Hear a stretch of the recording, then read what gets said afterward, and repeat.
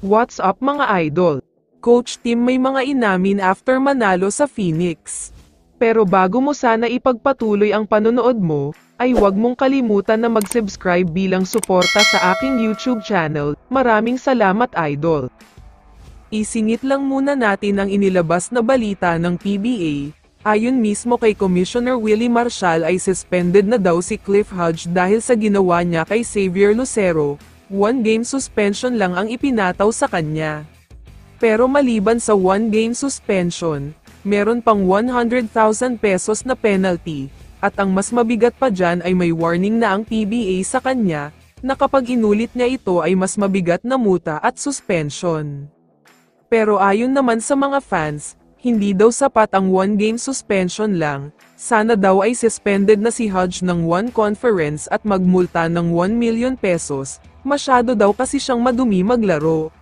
Samantala, isang dominating performance ang ginawa ng Ginebra kontra sa Phoenix Fuel Masters. Sa una ay tila malamig at nangangapa ang Ginebra, dahil umabot sa 7 points ang kalamangan na hinahabol nila. Pero pagdating ng second quarter ay dito na nila nakuha ang tamang shooting nila.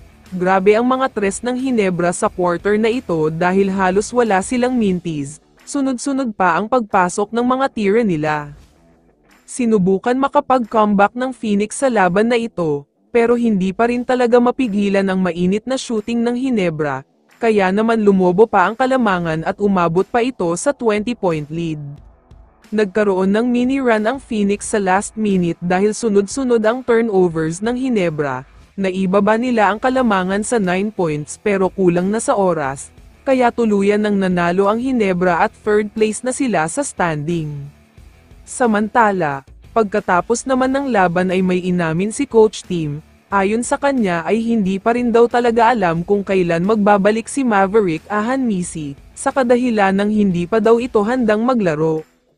Ang ilan ay sinasabing may injury siya, pero karamihan sa mga source ay sinasabing malapit na daw siya ma-trade.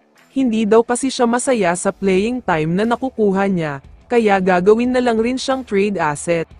Si Chris Newsome nga ang sinasabing kukunin daw ng Barangay Ginebra kapalit ni Ahanmisi, ready na rin daw ang Meralco na bitawan ang kanilang superstar, kaya mukhang magkakaroon na talaga ng trade sa gitna ng conference. Kaya naman kung ikaw ang tatanungin idol, ano ang masasabi mo sa balitang ito?